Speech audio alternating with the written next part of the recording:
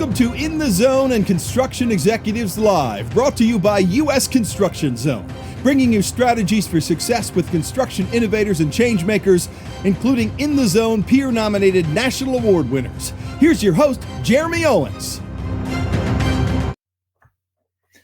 Hi there, welcome back to Construction Executives Live. I am your host, Jeremy Owens, owner and founder of U.S. Construction Zone and Three Generations Improvements out in Northern California. Hey, Happy New Year to everybody. Thanks for being here. A little impromptu Construction Executives Live this time. I have a great friend who needed some help, and I was all about it. So thanks again for being here. I know a lot of you have had some weather events, gonna have some weather events. We're gonna have rain. So be praying from Northern California. We don't handle that too well. Thoughts and prayers, please, for us. Hey, we are sponsored again by the great team at Build 12. Check them out, build12.com, automate your revenue generating machine. They are great people, and I've had the fortune of getting to know them as people and as business owners, and they've really helped me personally. So I've been using their program for the last couple months. Give them a look, build12.com. They'll really help you out, especially if you're a remodeler, smaller construction company. It'll really help you out a lot.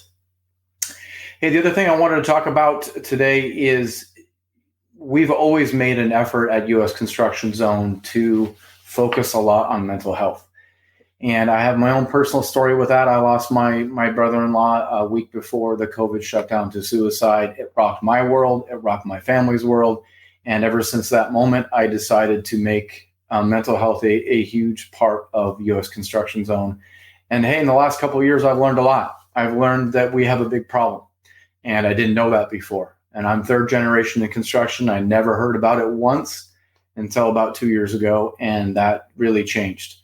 So we really have talked a lot about it on our live shows, our podcasts, our content, but I'm really excited about 2024 because this is the year for action, and this is the year we get into it. So I'm excited because I have one way you can get involved right now, and it is the Construction Working Mind Summit. That's what we're going to be talking a lot about today. And I get the opportunity to interview my friend for the second time, and she's our first second-time guest. So she should feel very, very fortunate. She's going to get a ribbon that I'm going to mail her in the mail. And she's going to talk about this third annual Construction Working Mind Summit that's taking place at the end of February. So we're going to get right into that. And what I'd like to do now is introduce Sally Spencer-Thomas. And she is a clinical psychologist, inspirational international speaker, and an impact entrepreneur. Dr. Spencer-Thomas is known nationally and internationally as an innovator in social change. She's been invited and spoke at the White House. She's been invited and spoke at TEDx. And she has started and helped multiple large-scale gap-filling efforts in mental health, including the award-winning campaign Man Therapy and the nation's first initiative for suicide prevention in the workplace, Working Minds. Please help me introduce Sally Spencer-Thomas. Sally, thank you for being here. Hey, Jeremy. Thank you so much for inviting me back. And while I'm very sad about the reason that we are connected in this space, I'm so grateful for you helping amplify the message around suicide prevention with your listeners. Thank you so much. It seems like the least I could do, right? I mean, I can talk, but I appreciate you being here again. And tell us, for those of us that don't know you, tell us a little bit how you got started in this space. I mean, it's not like we're always like, hey, I'm born to do this. Right. What was your story? Yeah, I always say nobody shows up for this space because of the money or the fame. We come because we care. Yeah. We come because we've been impacted in a profound way. And for me, like you, I lost a loved one. I lost my younger brother, my only sibling, Carson, to suicide in 2004, after I'd been in the field of mental health for about 16 years. So I was no stranger to mental health. And I learned a lot after his death, even though I had degrees in clinical psychology, my doctorate, a whole bunch of experiences, all kinds of things. I learned a lot after his death that I didn't know before. And because the loss was so profound, it just became a calling for me, as it does for many, to try to figure out bold gap-filling things to prevent what happened to Carson from happening to other people. And what I learned was that the majority of people who die by suicide are working-aged men. Most of them die on first attempt. Most of them never step foot in any type of mental health resource. So where do we impact? Where do we make a difference? It's the workplace. And here we are many, many years later. And now I feel like the things are coming together, the things are coming into place where we can really start to move the needle. And that brings me a lot of inspiration.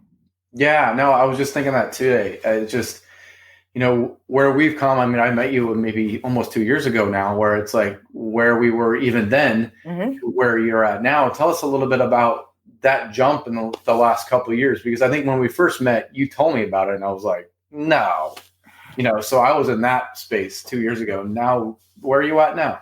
Yeah. I mean, kind of like your experience is the norm. People don't know that there's a problem to solve because, historically the data hadn't been shared. It wasn't on people's radar. People are always chalking the deaths or the near misses to one-offs. But then when we looked at the data, all of these stories started to come forward. So the first step was really just to bring awareness to this, that we have a problem.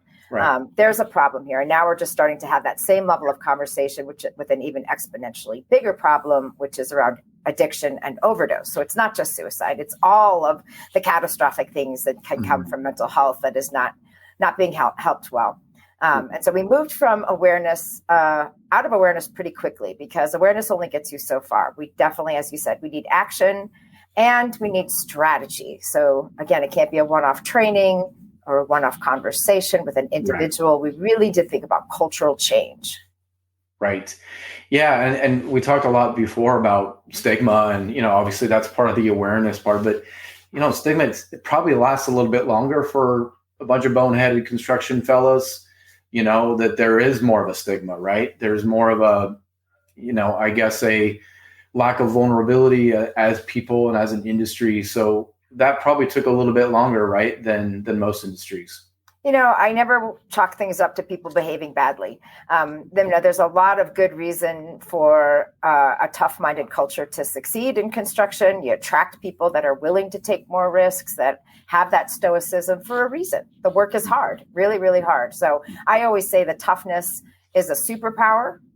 You have to have it to succeed and thrive in this business, but it's also, every superpower has its underbelly, and this is the underbelly. It's largely a group of people that are least likely to reach out for help proactively because of that value of self-reliance and problem solving and decisiveness and toughness. Whether it's men or women, doesn't matter. A lot of tough people out here. So the beauty of the construction industry is that there's also a lot of strength in teamwork and helping one another out and looking out for one another's backs. And so that's what we're really building upon, that strength of the industry. Okay. And has there been any positive trends? I know that we've been kind of stuck in a lot of spaces, and I know that the addiction doesn't help with that, but it seemed like for a couple of years there we're stuck. I know the rankings are rankings, but we're somewhere usually around second out of all industries in terms of suicides. Is there any movement there or any positive things you're seeing? Not yet. If you think about, how many action steps and policies and innovations in safety equipment and safety gear and PPE, how long that took to turn the safety culture around it, it's almost a generation or at least a decade. You get a couple of early adopters making changes quickly in the beginning, but you've got literally hundreds of years of we always did it this way that we have to undo. So I say it's turning the Titanic around, and it's going to take all of us doing a lot of different action steps. So unfortunately, no, the data are very discouraging, and largely, I think, fueled by COVID since the last time we captured the data. So the last time we had national data out, it was actually 2016 data, and only from a certain subset of states. We just now in 2023, in December of 2023, had another report come from the CDC. It's based on 2021 data, and it's 49 states. So it's a much better sample and more recent time period. But of course, in the midst of a lot of disruption that was happening around COVID, when we already know that the overdose rates went through the roof. So unfortunately, no. Construction as a whole went from 45 per 100,000 to 56 per 100,000. And within that, we had huge jumps with the iron workers, with the roofers. The iron workers are now at 86 per 100,000, just astronomical rates. The roofers are at 80 per 100,000, but even supervisors are at a high level, 61 per 100,000, and laborers are at 91 per 100,000. So things are not moving in the right direction yet. We got some data also from CPWR that the overdose numbers continue to jump. And of course, there are lots of things happening in the world and in the environment that are fueling these problems.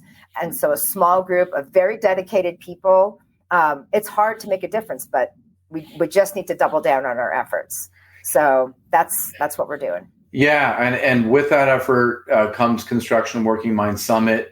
This is your third year, so tell me how it started and what the difference is between year one and year three now. Yeah, so I always have to smile when I say how it started because we were training some trainers. There's a training called Vital Cog in Construction. It's a very brief suicide-specific training where you can take a lunch break and at least get people some very basic skills on how to start a conversation and be a warm bridge to resources. And so we were getting this training off the ground, and I reached out to Cal Beyer. And if anybody knows Cal Beyer, he's like Energizer Bunny, connector of all things in construction, and everybody loves Cal. And so I said to Cal, hey, Cal, wouldn't it be great if we got a bunch of these trainers together and started to develop a community and recognized and reward their commitment?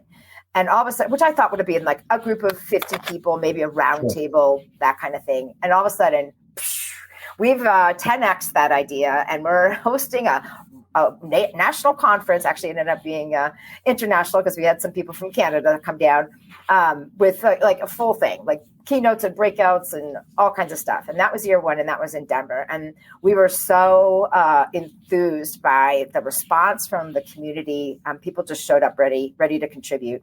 So we said, okay, well, that was a win. Let's do it again. And so in Kansas City last year, we doubled the number of people. We went from 200 to 400, and we increased the complexity, 1 day to a day and a half, added some pre-conferences and that form.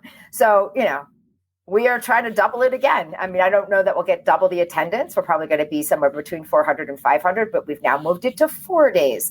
So we have 2 days of pre-conference, 2 full days of breakouts and workshops and keynotes and discussions. We have a gala, we have an award ceremony, we have a toolbox talk competition, because there's a lot that needs to be shared and a lot that needs to be done.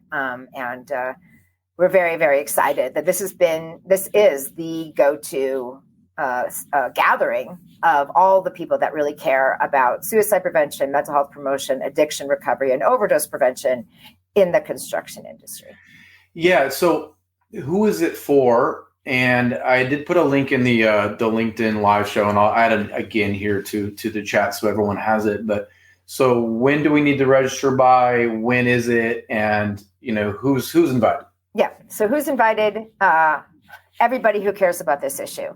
And one of the beauties for me is that we've got people coming to this that can't talk to each other. They can't speak to each other. There's so much divisiveness in whether they're competitors or whether they're, just have different viewpoints on labor, whatever it is. They can't talk to each other outside, but they come here and they stand in solidarity because they know that this issue is beyond their differences. It's beyond that. It is a bigger issue to solve, and we're going to solve it better if we're all in it together. Right. So we have large contractors, small contractors. We've got mid-size organizations. We've got professional associations coming in with their chapter membership. We've got all kinds of labor representation.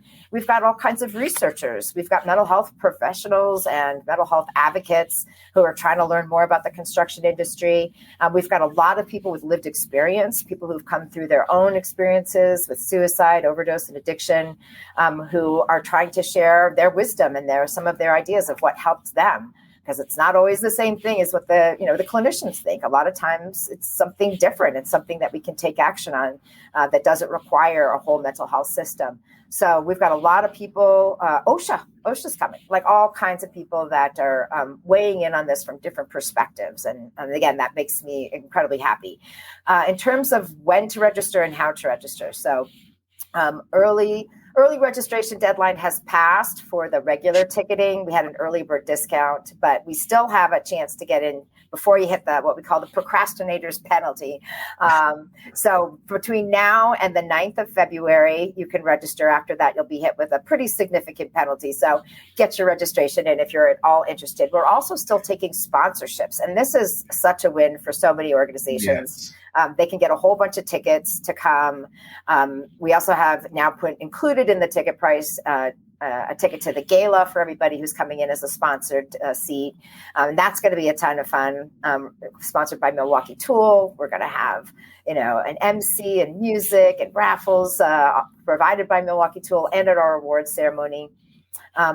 Another deadline to think about is our scholarship deadline.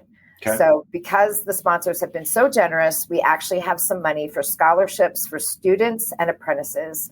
Because we want to start early in this conversation. We want to start early in them thinking about how to uphold their own mental health and how to help their teams and their organizations. So if you have some students and apprentices that want to come, we can have them apply and then hopefully support their registration and even their travel.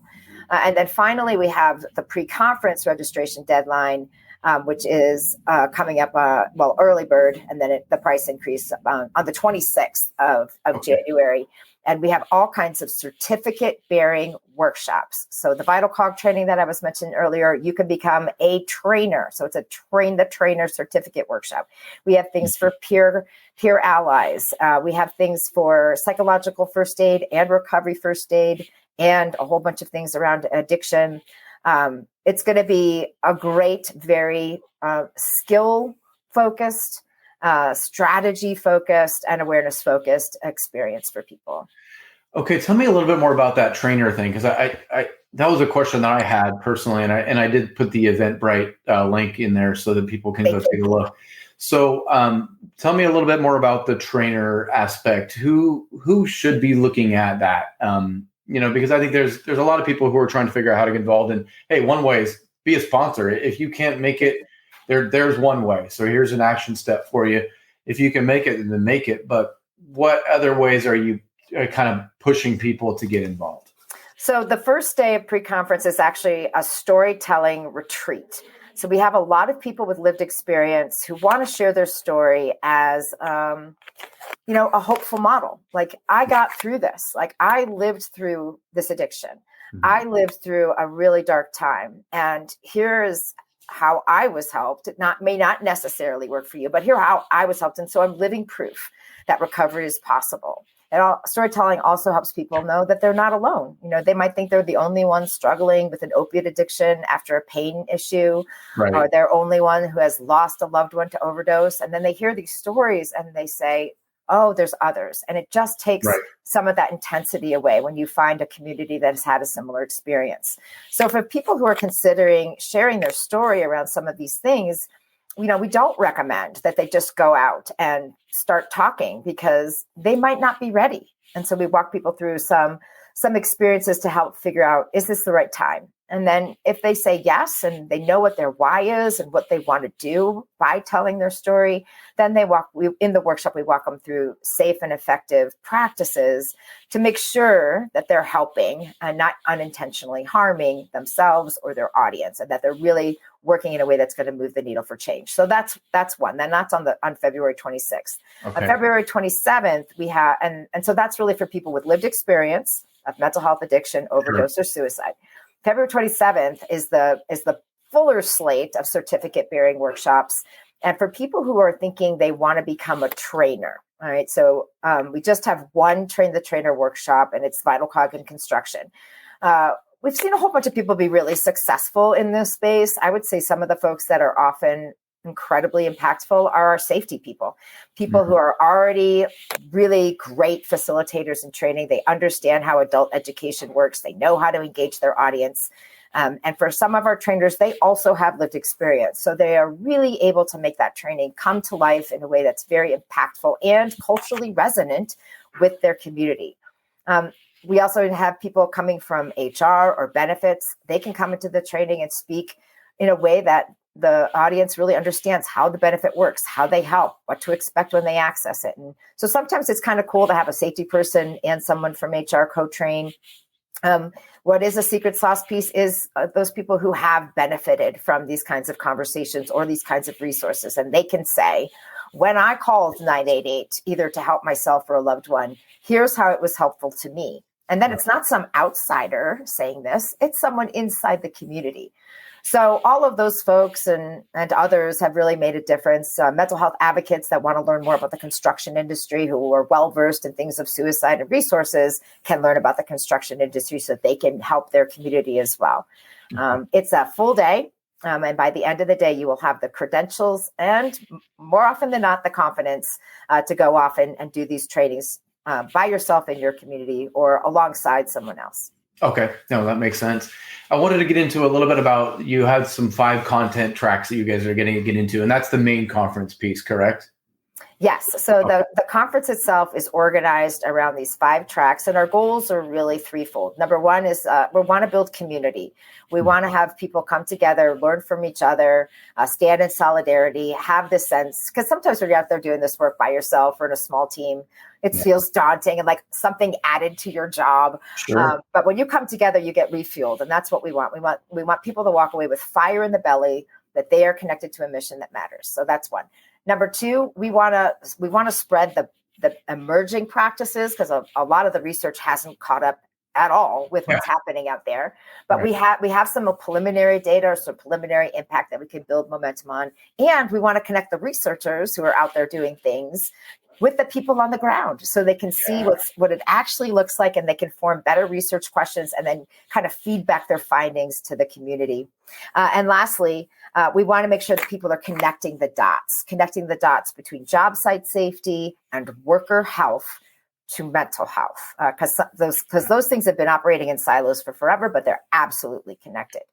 Right. So the 5 tracks are kind of how we're organizing these goals so that people can pick and choose which ones they want to go into. Yeah, and I think that piece has been one that we struggled with as an industry is, me being third generation, I can think of my dad and my grandpa's experience, nothing like mine, but they didn't have talk about their personal lives. They even said like it was like not even a conversation. You wouldn't even know if someone was married. You wouldn't know if they had kids. So like it was always about putting your head down and working hard. And even the accountability and the pats on the back and things like that, it just didn't happen. And I think that talking about people's lives and getting that, I know we talked about it before, where you say how you're doing, but then you need to ask, how are you doing? Because we struggle with that as leaders in the industry. And I think that's just one starting point that you can have with your staff meeting is like, let's change the way that looks. Yeah. So one of the things we're going to be doing at the summit is we call it a fireside chat. So we have an expert, Melissa Doman, who's going to come in and have a fireside chat with someone who is on the younger side of the workforce and someone who is more closer to retirement on the older side of the workforce, and talk about generational differences around the viewpoints of this. Because like you said, your father and grandfather really had a different way of thinking about this. And the emerging workers, especially the Gen Zs, they've been socialized in social emotional learning since preschool. They're completely fluent in it, and it's not a big deal. So you've got kind of these extremes, and how do we deal with this? And what Melissa's going to talk about is, come together, understand each other's viewpoints, because there's actually benefit in both. And if we can understand how we can work together instead of always pointing the finger about, you've got it wrong. No, you've got it wrong. All those memes, right? Hey, okay, boomer, no, like listen to each other, because there's actually a lot of wisdom in the perspectives, and they're far more similar than there are differences, actually, when you take off the kind of superficial divisiveness. There's actually a lot more similarities and experiences. And so again, when we can build that empathy, we're better. So that's going to be a big part of the conversation too. And not just generational differences, but there's also kind of race and ethnicity differences around mental health. There's gender differences around mental health. And so we're really going to start to try to bridge the gaps between all these perspectives so that we can really work together to advance the movement. Yeah. You talked about having one of those tracks was the culture of care and psychological safety. What does that mean? What does that mean to you? Yeah. So, like most places the industry started way downstream.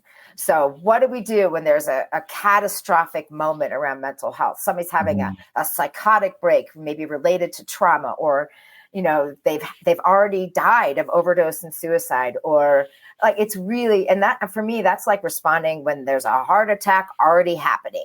It's late, and our chances are less positive that we're going to be able to turn everything around. We still got a chance, but it's a lot harder and a lot more traumatic for everybody involved. So the idea of culture of care and psychological safety is, let's move some of the energy upstream and figure out, how do we create a culture in an organization where it is okay to reach out and ask for help? And it's understood like as a matter of fact thing that we're all going to go through tough times in our life, and that we have a sense that the resources are going to be helpful and that they're accessible. And then the psychological safety piece. I mean, I just had a training today. I'm up in Cheyenne, working with a contractor here about how do we help managers drive this culture of psychological safety. In the United States, psychological safety has largely been understood as, I feel okay to bring up that I've made a mistake or that I have a better idea than the status quo, but it also applies to mental health. It really is about vulnerability. Do I feel like you are going to have my back, organization, if I share with you something vulnerable about myself? And that could be, I'm living with addiction. My parent just died by suicide, whatever it is. Do I feel like you're going to try to understand me and have my benevolence in your heart? Or are you going to kick me to the curb? Because if you're going to kick me to the curb, which again has been the MO, right? If people are not performing or they had a performance decline, we don't have time for you. Away you go. Yeah. But now we have a labor shortage. And so the cost of replacing people that we kick to the curb is a huge problem. Right. And the people that we have often to replace are emerging workers who are not going to put up with that. They're going to leave again. So a lot of this churn has also fueled this idea of a mindset and cultural change piece. And the Gen Zers and the Gen Xers, the millennials, they're pretty savvy about sniffing you out. If you just got window dressing on this, they're gonna figure it out pretty quickly. So you have to really be authentic about your culture change. Right. Yeah. It's such a positive thing with those younger generations. It's innate in them. It is obviously what they've grown up with, social change and all those things. But you're right. They can sniff it out, and they know how to look beyond the curtains of like, a mission statement. No. Give me what's your action of this company? Like, show me the action pieces. And that's where you're going to need to be out in the community. You're going to be doing things that matter. And so I love that about them. I mean, they take a bad rap in some ways, but this might be a way that we need them direly. Yes, and the organizations that say we have a mental health program, we have an employee assistance program, they also know that's insufficient. It's one thing to have a benefit; it's another thing to have a culture, and so that's also what they're looking for. Yeah, and you talk about long-term upstream things. I mean, culture change is not overnight. We're talking decades, right? I mean, this isn't even years. Like, it's difficult to change culture. I mean, and a lot of times that is bringing younger people up and bringing that culture with them. But this is not an overnight thing.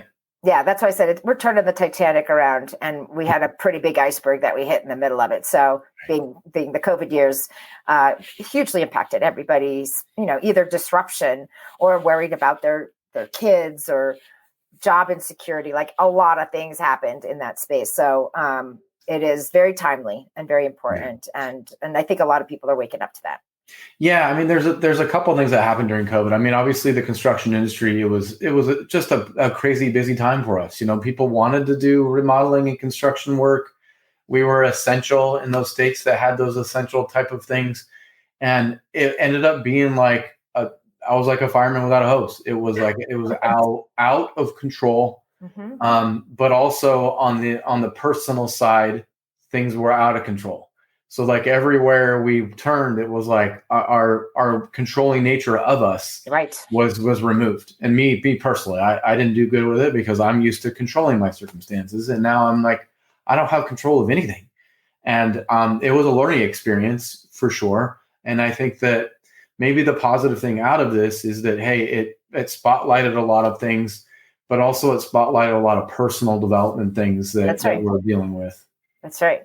Yeah. I know I mastered meditation during those years. I'm like, I need something. I need some tools here. And I never really fully gave it my full effort until, those years. Cause I'm like, I need to bring down my nervous system because I can't focus. So that's when I start. And I'm not very good at it still, but at least I try. Yeah, no, I'm with you. I'm right there with you. The second one I want to talk about was the suicide prevention and hope through action, which is kind of what this is all about, right? Yeah. So again, this is a perfect example of raising awareness is necessary, but not sufficient. We need to build skills. And, one of the things we talk about is there's a lot of really great trainings out there. VitalCog is just one. We have QPR, we have Safe Talk, Talk Saves Lives. There's some emerging trainings that are specific for construction. And they should be thought of like CPR. So you can't just do one and done and think you've got it. You've got to refresh the training because it's not something you use every day. Bring it top of mind. And you need a stratified training program. So it helps because the jump from like, I need help, and yet I've never thought about needing help, and I don't know how it's going to work, and I don't have time, to going seeking professional mental health services is too big of a jump for most people in this industry. Yeah. So that mid-level training usually goes two ways, and that's around activating the managers to take responsibility for their own mental health and model that and drive culture, but also know how to deal with performance issues and mental health emergencies. But it also has to deal with an action step around peer support. And that also is something that's very exciting and emerging. Like we've seen it happen for decades now in our first responder communities with firefighters and law enforcement and with our military. Again, for the people who the jump is just too big, peers make a life-saving moment for people. And so how do we empower peers to know what their boundaries are? They're not therapists, they're not counselors, but they can certainly be effective listeners. And they can be that warm bridge into some other type of support if needed. So those are some of those action steps that we're looking at for that suicide hope to action piece. Yeah, definitely. So the other one I wanted to talk about was the substance use disorders and addictive behaviors. I know this has always been a part of our industry. I know that the injuries are a part of the beginning of a lot of addictions, right? And I know that construction and especially the worker force, they get injured often. And a lot of times they're bigger men, bigger humans. They require some medication sometimes.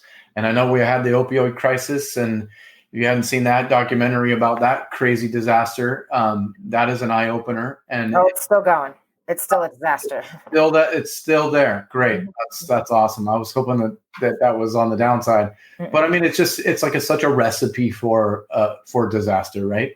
Yeah. So again, you get injured, you go to your doctor gives you a prescription to help you with unbearable misery. And now we know just one of those pills increases your risk for addiction exponentially. Just one. And then the pills become hard to find sometimes. So then people move into getting it on the street, and then that runs out, and then they move to heroin. And of course, fentanyl is a huge killer. So it's all kinds of people, not just those people on the street. It's all kinds of people, executives, your grandmother, all kinds of people are getting addicted to opiates, and it's a huge issue. The numbers keep spiking on the death, mostly because of fentanyl all the time. So part of what we're doing we're doing a lot of things in this space, and that's been a part of the evolution of this as well. It started off with the suicide prevention trainers. Sure. And now it's expanded to this whole other thing where we're addressing mental health more generally, but we're also having a very, very focused and intentional part of the conference on addiction and overdose prevention. So we're going to have a Narcan training. So Narcan is the opiate inhibitor that you can start to stop an overdose while it's occurring and saves lives all the time.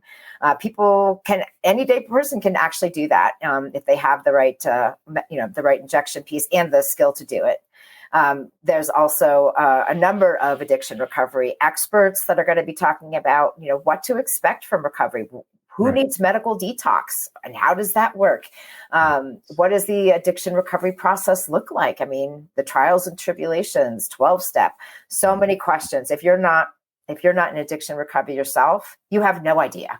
No. You have no idea about how entrenched people are. It's not just their choice. Their bodies are compelling them. They're physiologically dependent on this. And if you tell somebody to stop cold turkey after they've been drinking a fifth of whiskey for 10 years, you run the risk of killing them, because the detox can be life-threatening because it throws the heart off. Like all kinds of things like this, we'll be talking about and modeling for people. Here's a good action step. Here's a good action step. Here's something you can do. Yeah, I mean, it's crazy.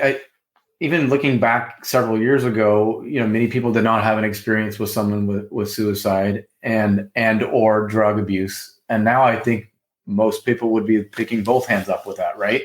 And that shows you how fast and rapid this problem has gone. I think these issues have always been there. I think in earlier days, people made up different stories about it. So, Uncle Joe, died from a car crash or whatever it was. Wow. A lot of this was in the closet, or people just didn't talk about it at all.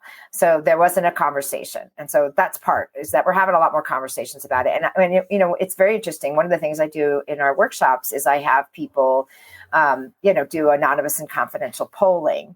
And I'll watch the polls because they move right in front of me. And at first people are like, I don't have these issues. And they're like, oh, but what about Pete from high school? Oh, and what about, my grandfather, who I'm pretty sure was addicted to alcohol, but I never thought of it that way as a kid. But I look back now and that kind of thing. And all of a sudden I see the I don't have these issues thing go down and all the other ones go up. So we also suppress these memories about these hard things in our lives. And until somebody points it out, people are like, oh my gosh, yeah, there was those friends in high school, or, these kinds of other things. And at the time they were devastating, but now I am in my 50s and I don't think about that all the time, but I was certainly impacted as a youth or, growing up or something. Sure. But definitely the thing that has most definitely increased is the opiate addiction piece. There's no doubt about that. In fact, here's a good piece of good news. I know you're searching for good news. Younger adults are actually drinking less. Yay! They're drinking less than their older counterparts. It's just not, that, really out of control binge drinking, especially in the younger years is moving in the right direction. So, okay. Well, yay for progress. Hang your hat on that one then. The other one I want to talk about was what innovations in mental health. What are those innovations? Yeah, so that's another one of our tracks, innovations in mental health. Because again, when people think about, mental health, I have an employee assistance program, check the box. Right. I roll my eyes. I'm like, how many people are using your employee assistance program? Well, I don't know. We'll go check. Oh, it's 2%. All right. So it's not a benefit that's helping you. Mm-hmm. So we need to think about some gap filling things. So for example, in my introduction, you brought up Man Therapy. So I was one of the co-founders when we started that in 2013. And the way we got to that place in large part is we interviewed a bunch of men who had experienced a near miss around suicide or had survived a suicide attempt. And we said, what did you need? What did you need in that moment? Or even like backing up from that moment, what did you need before it became catastrophic? And how did we reach you? And they said a whole bunch of things. They said a lot of things around peer support. They said things about, I need to check in with myself. Do you have a tool where I can just kind of check in with myself and say, am I drinking too much? The brain scan thing. Is my anger a problem? Should I be worried about my sleep? Before you send me away somewhere, can I just get a little benchmark if I should be worried? And so we do. And then they finally said, make it funny. If you make it funny, we'll relax into the conversation and we might even pass it along to other people. So that's what mantherapy.org is about. It's really about using humor to bring in some really hard to reach men, usually who adhere to some of those traditional norms of masculinity around self-reliance and stoicism, to just, have a different point of view. And so that's one example of an innovation. Another one that I'm a big fan of is job site wellness. So there's a bunch of these job site wellness initiatives where you don't wait for the person to take time off from work and drive across town and park their car in front of the clinic. All of these things are barriers for people to actually go seek help. You go to where they are. Like we say, we fish where the fish are. We show up on a job site, not me personally, but there's companies, they show up on a job site. And one of the ones that I really love is Athletic Training Solutions. their brand, athletic training, is around top-notch athletes, right? So that's where they came from. They were training top-notch athletes to perform at the highest level. And we know from listening to all the Olympians that, yeah, there's a lot of physical training in there, but there's equal measure mental training.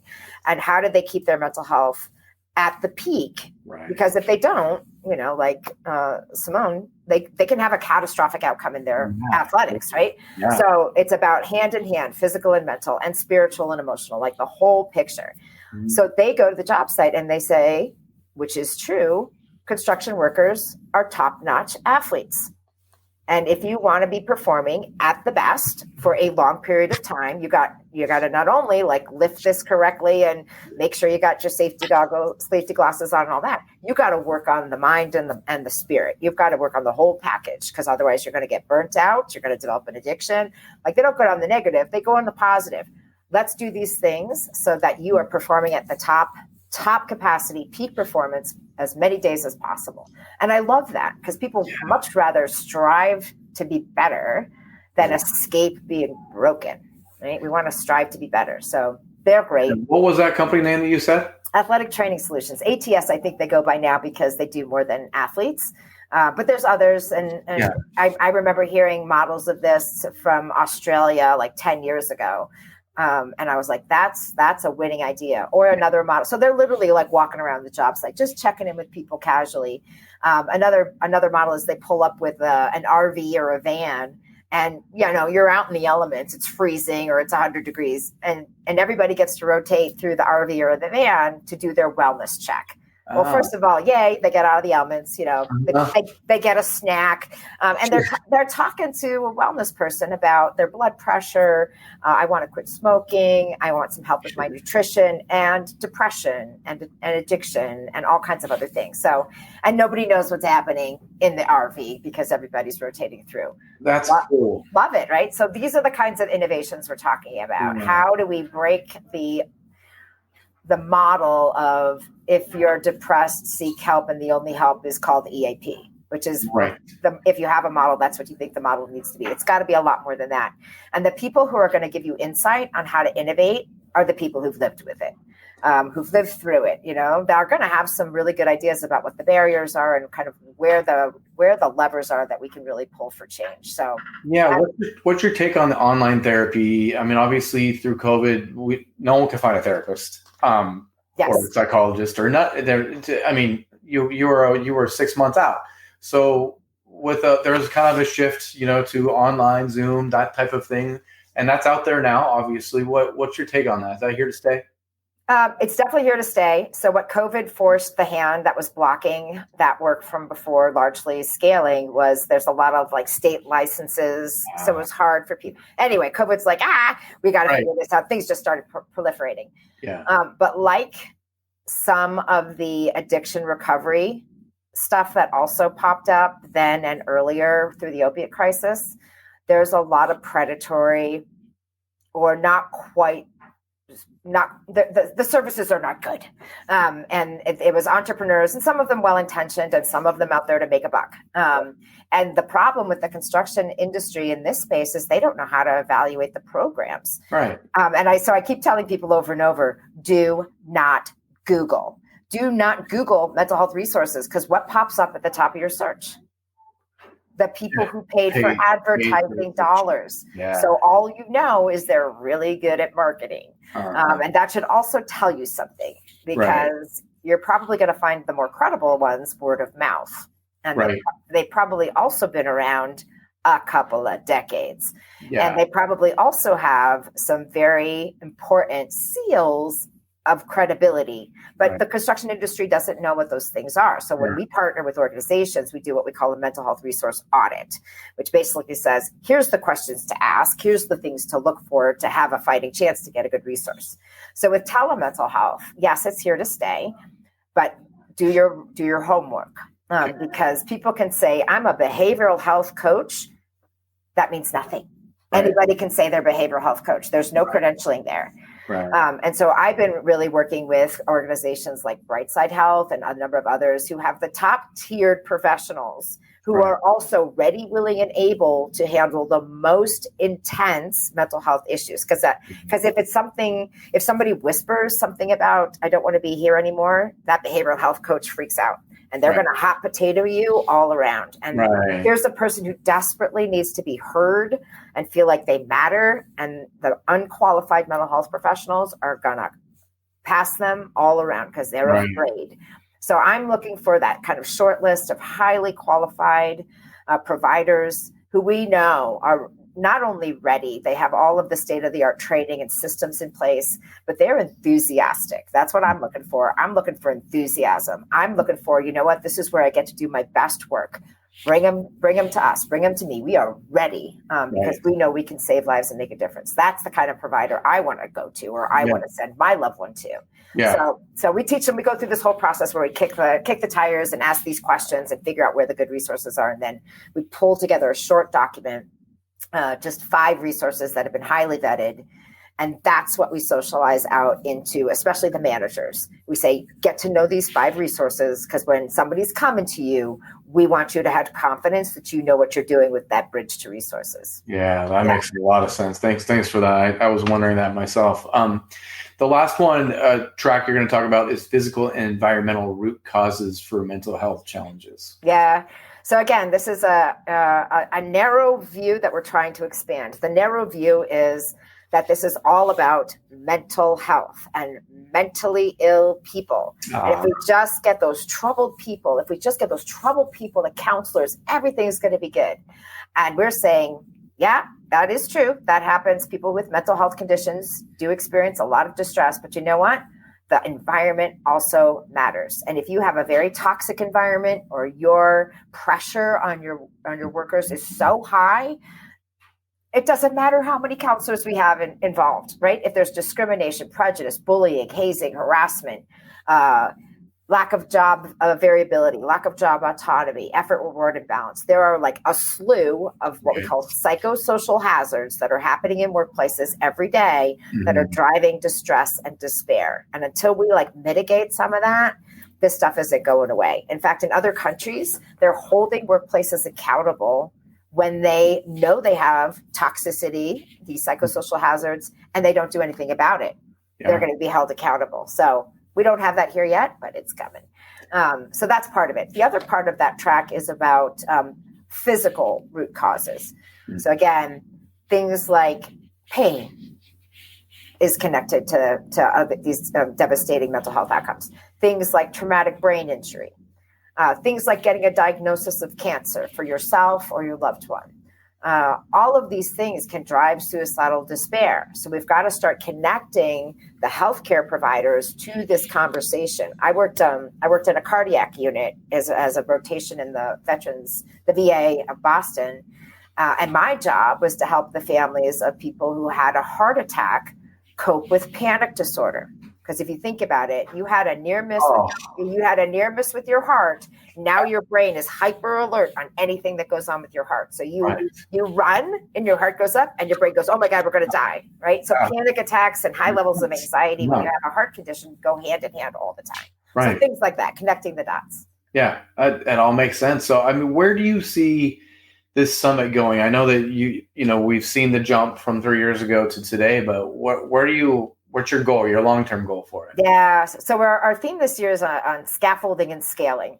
So we moved from awareness to take action. And this one, we're really focused on building infrastructure.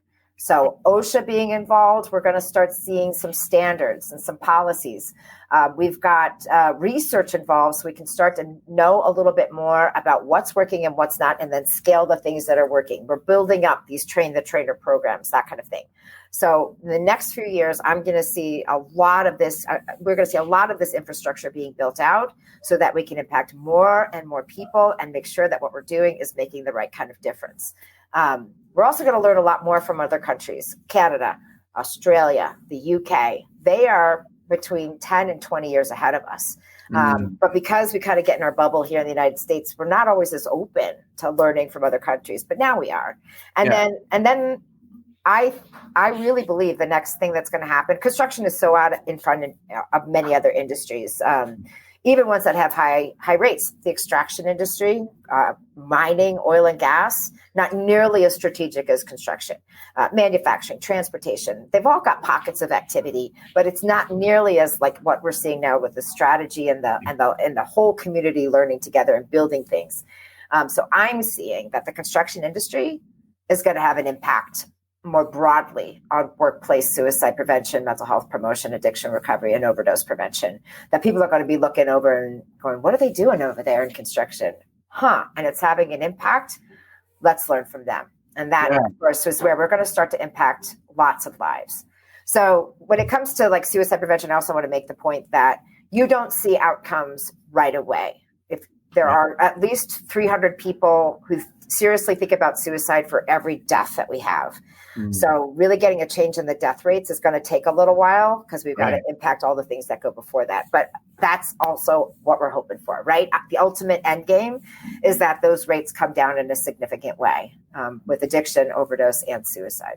Yeah. Why does the data take so long? I've had that question asked to me and I have no idea, but why does the data take so long to get to us? And I know that a lot of times, especially in these construction mines where we're like, we want to see the way. Right? So it's a permutation of factors. So at the very level of cause of death, determining suicide is not easy. It's easier if there's a note, but there's only a note in about a third of the cases. So when there's not a note that definitely says I did this on purpose, then we're left with looking at the evidence. Now, if it's a self-inflicted gun or hanging, it's a little bit more obvious. But if it's a fall, a drowning, car crash, it's vague. It's vague. And if you are, in the position of being a medical examiner or coroner, you've got to have some awareness of what to look for in what we call the psychological autopsy. So just the very basic bones of determining cause of death is complicated. Right. Then we've got to verify all of that.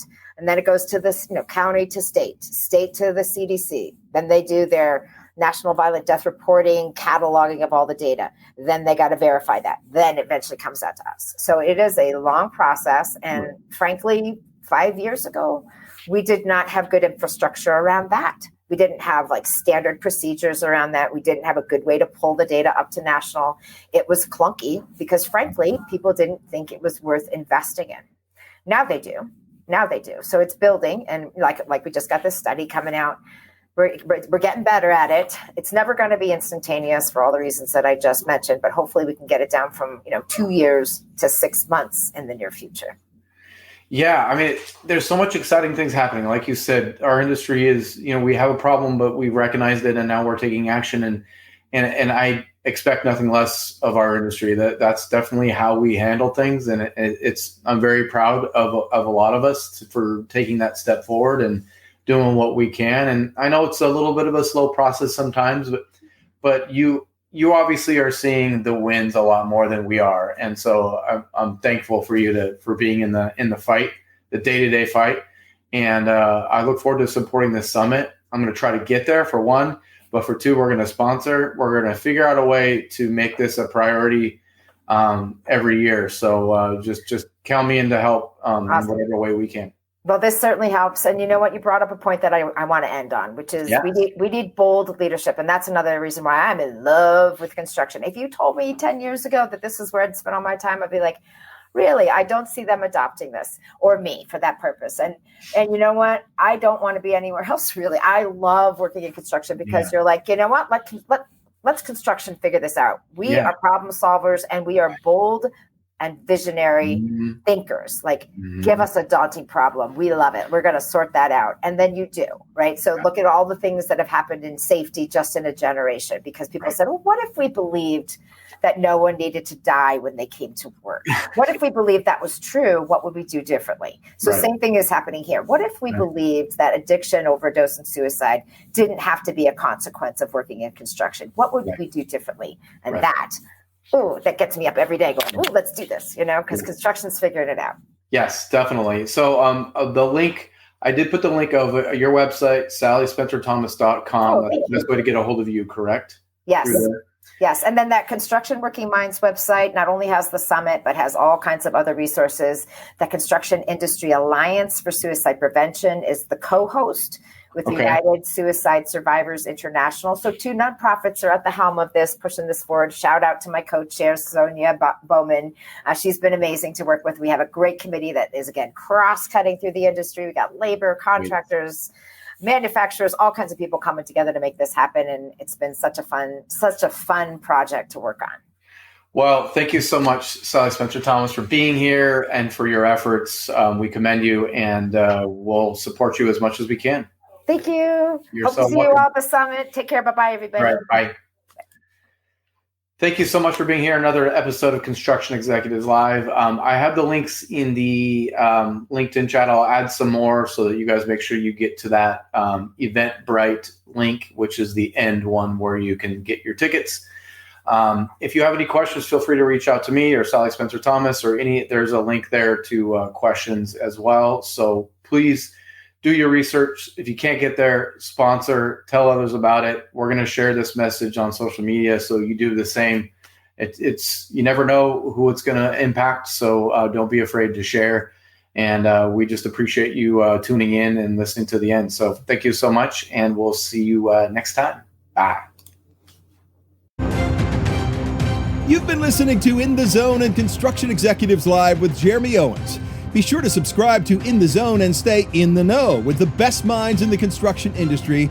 To nominate an innovator or change maker in the construction industry, connect with your management peers and stay up to date with construction industry news. Be sure to visit usconstructionzone.com.